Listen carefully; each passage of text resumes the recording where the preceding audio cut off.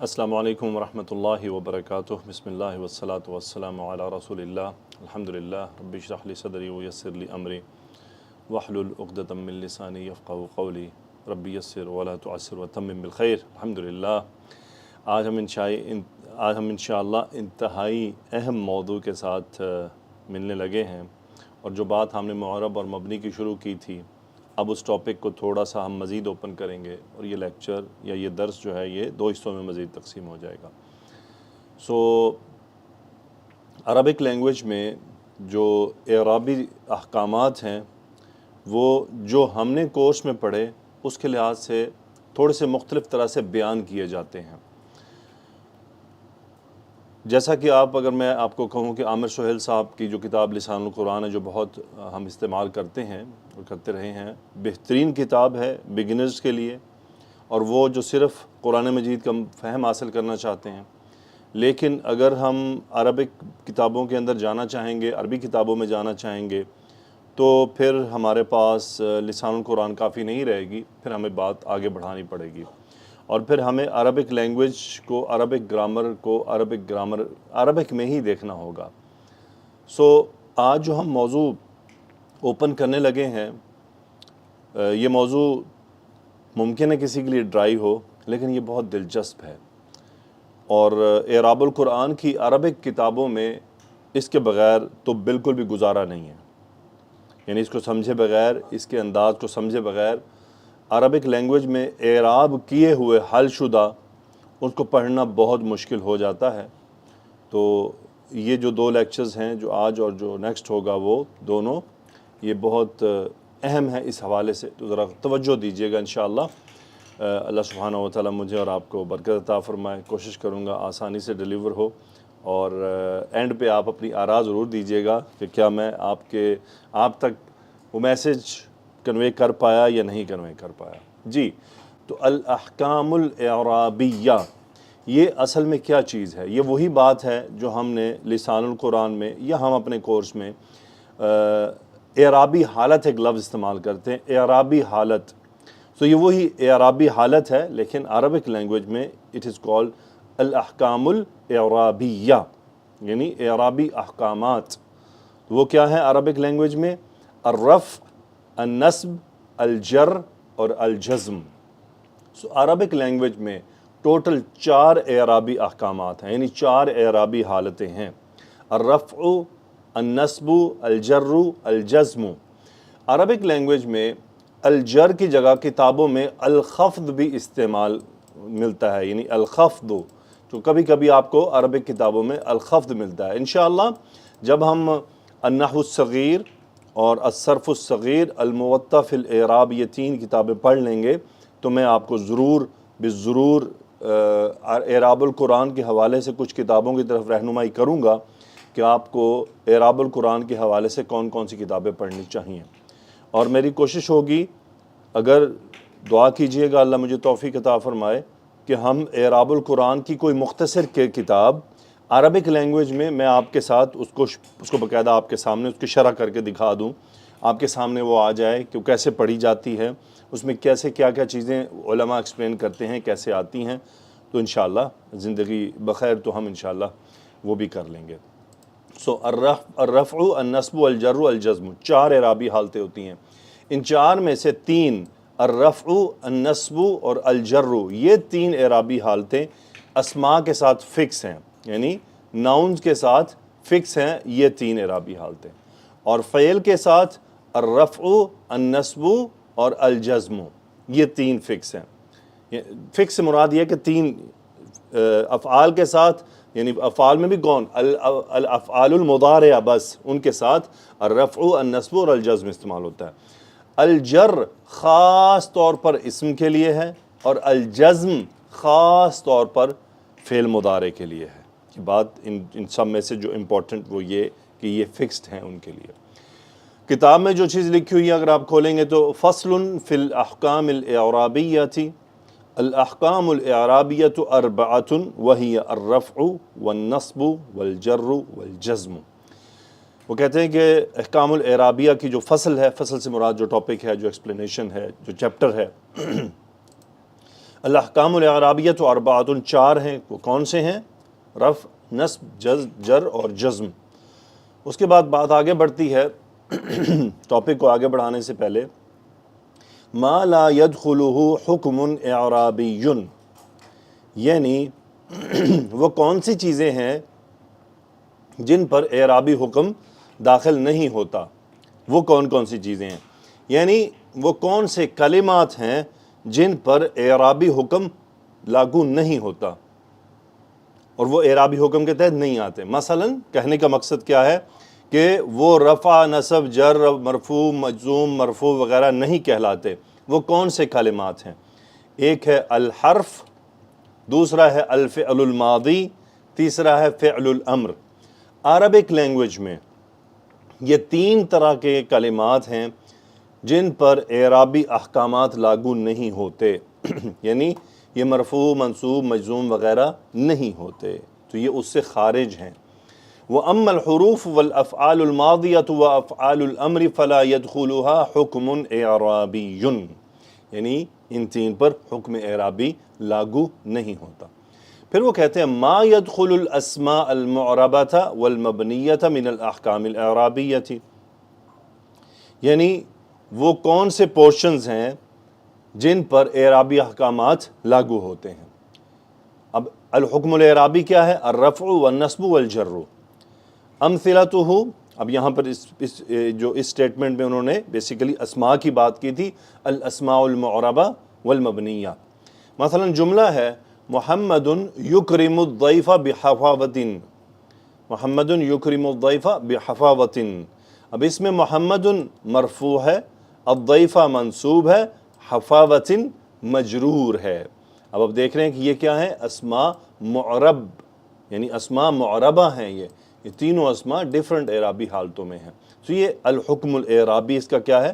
یہ انشاءاللہ ہم نیکسٹ لیکچر میں فعل مضارع اور جو اسماء ہیں ان کے بارے میں بات کریں گے۔ آج ہم کچھ اور اس سے پہلے کی جو چیزیں ہیں ان کو کور کر لیں گے۔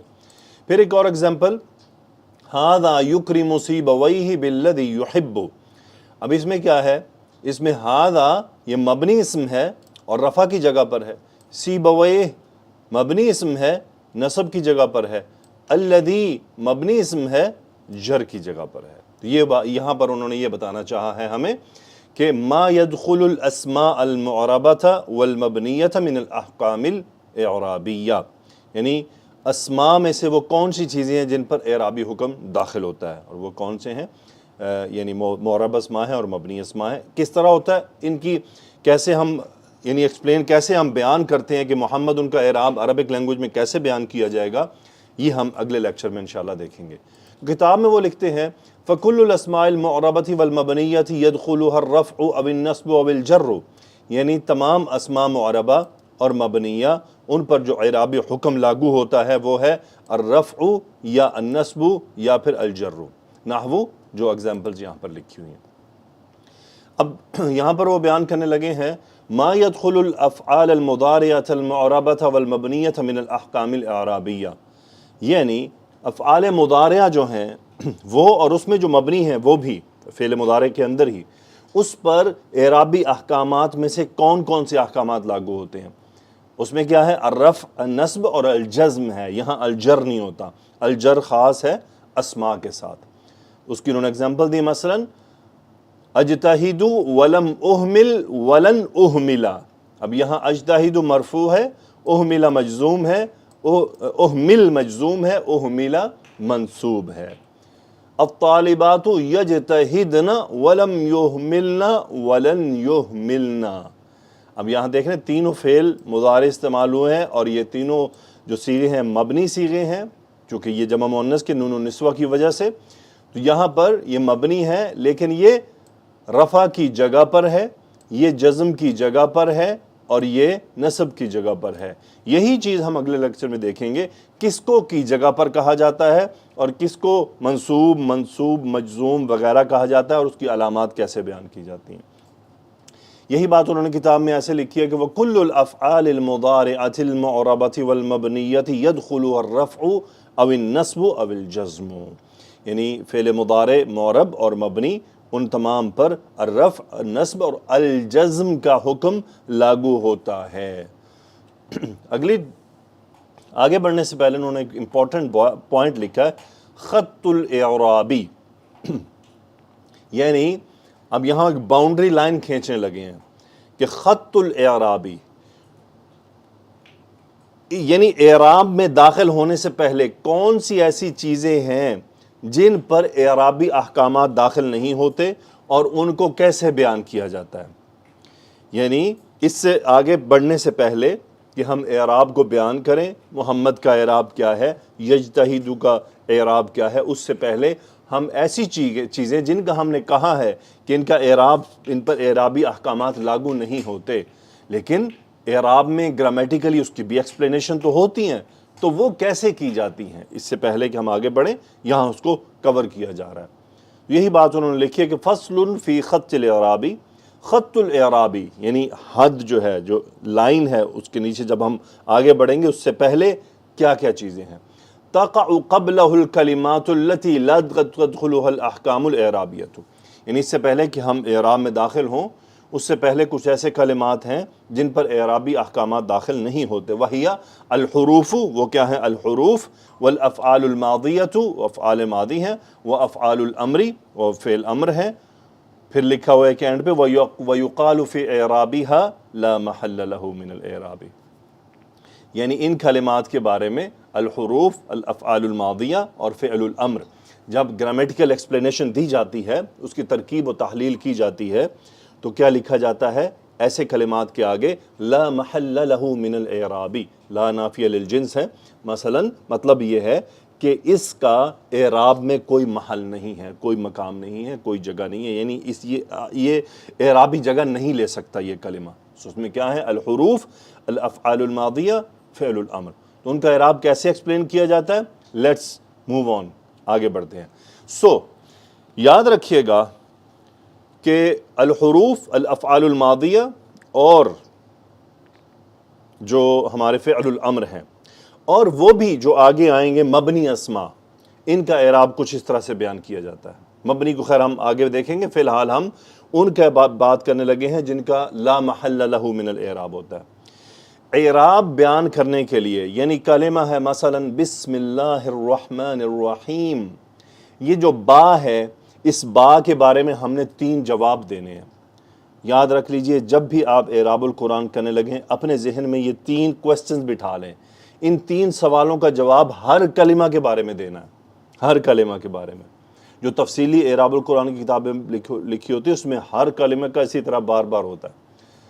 لِإِعْرَابِهَا 3 أرکان، یعنی ارکان اعراب الکلمات التي لا تدخلها الحکم الاعرابی، یعنی ایسے کلمات جن پر اعرابی حکم داخل نہیں ہوتا، یعنی وہ لا محل لہ من اعراب ہیں، ان کا اعراب کیسے بیان کیا جاتا ہے، پھر ان کا حکم اعرابی ہے کیا؟ وہ ایسے ہوتا ہے کہ بیان نوعہا، سب سے پہلے اب بسم اللہ الرحمن الرحیم ہے، با، اس با کی نوع بیان کرنا ہے۔ نوع بیان کرنے سے مراد کیا ہے؟ ٹائپ کیا ہے؟ یہ ابھی میں آپ کو ایگزامپلز کے ذریعے بتاؤں گا۔ بیان حرکت بنائہا، یعنی اس کے بناوٹ کی حرکت کیا ہے، یعنی اس کی بناوٹ کی حرکت کیا ہے۔ بیان حرکت بنائہا، یعنی اس کی جو بناوٹ ہے، جو ہم نے کل ڈسکس کی تھی گزشتہ لیکچر میں، کہ جیسے فی مبنی علی السکونی، یہ ہے، یہ بناوٹ بیان کرنا، آخری جو حرف ہے اس کے اوپر جو حرکت ہے اس لحاظ سے۔ تیسرا جو رکن ہوتا ہے وہ بیان حکمہ الاعرابی، یعنی اس کا اعرابی حکم کیا ہے، یعنی اس کا اعرابی حکم کیا بیان کیا جائے گا۔ جیسا کہ ہم یہ تو پڑھ ہی چکے ہیں لا محل لہ من الاعراب۔ اب میں آپ کو ایگزامپل آپ کے سامنے لاتا ہوں، اسی ایگزامپل کی بنیاد پر آپ نے خود بھی کوشش کرنی ہے۔ آخر میں آپ کو کچھ تمرین چھوٹی سی دوں گا، تو آپ اس کو خود پرسنلی کر لیجئے گا۔ مثلا جملہ ہے حل ذہب، کیا وہ گیا؟ اب ہم نے اس کا اعراب کرنا ہے، تو حل کے بارے میں مجھے 3 سوالوں کے جواب دینے ہیں، بیان نوعہا، بیان حرکت بنائہا و بیان حکمہ الاعرابی۔ اب حل بیان نوعہا میں کیا ہے؟ پہلے تو یہ آپ اور میں پہچان لیں کہ یہ حل ہے کیا۔ سب سے پہلے جو چیز مجھے فگر آؤٹ کرنی ہے، حل حرف ہے، ذہب فعل ہے، پہلے میں ہمارا کام یہ ہے۔ یاد ہوگا پہلے لیکچر میں یہ بات کی تھی کہ شیخ نے کیا لکھا تھا کہ اگر ہم ان اخطأنا فی تحدید هذه الکلمات فاضعنا الطریق، تو پھر ہم راستہ کھو دیں گے، یعنی اگر ہم نے ان کی پہچان میں غلطی کر دی تو پھر آگے سب غلط ہوگا، اس لیے یہ پہچاننا ضروری۔ تو حل کیا ہے؟ ابھی ہم جانتے ہیں یہ حرف ہے، لیکن نوع بیان کرنی ہے ہم نے ساتھ۔ ہم کیا کہیں گے؟ پورا نام لیں گے اس کا، حرف استفہام۔ پہلا نام کیا ہے؟ حرف استفہام، کہ یہ حرف استفہام ہے۔ اب بیان و حرکت، اب اس کا حرکت بیان کرنی ہے، مبنی علی السکون۔ ہم نے کیا دیکھنا ہے؟ اس کا آخری حرف کی حرکت دیکھنی ہے، وہ کیا ہے؟ فتح ہوگی تو فتح، اور جو بھی ہوگی، تو یہاں پر کیا سکون ہے، مبنی علی السکون۔ اب تیسرا حکم اعرابی، لا محل لہ من الاعراب، اس کا کوئی اعراب نہیں ہوتا، بات ختم۔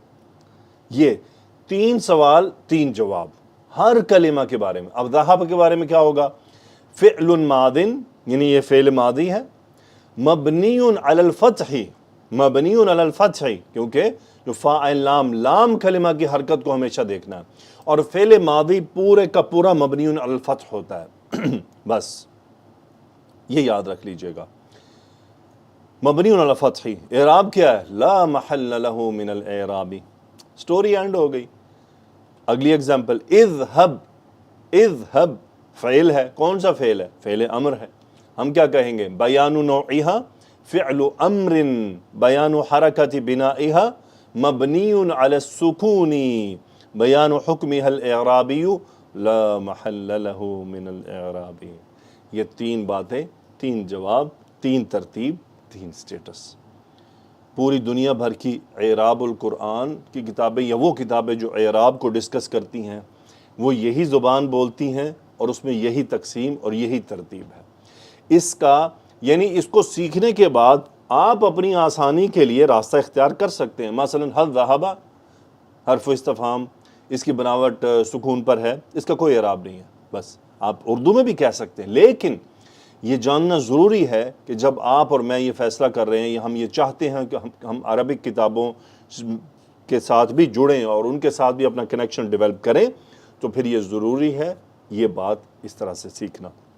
یہی بات انہوں نے اپنی کتاب میں لکھی ہے، وَلِإِعْرَابِهَا ثَلَاثَةُ أَرْكَانٍ، یعنی ایسے کلمات جن کا اعراب نہیں ہوتا، ان کا اعراب بیان کرنے کے 3 ارکان ہیں، بیان نوعها وبیان حرکت بنائها وبیان حکمها الاعرابی۔